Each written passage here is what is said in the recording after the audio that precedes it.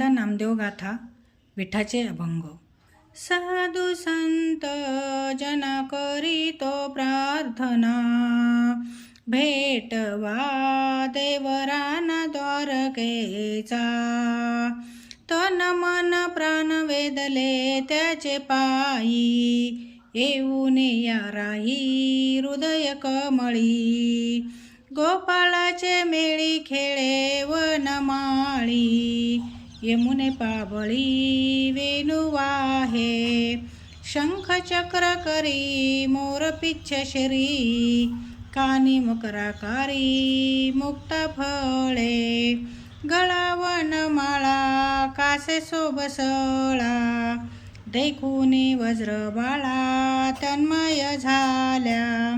नंदाचे नंदने मोहिले मन, लाभलेसे ध्यान गोविंदाचे।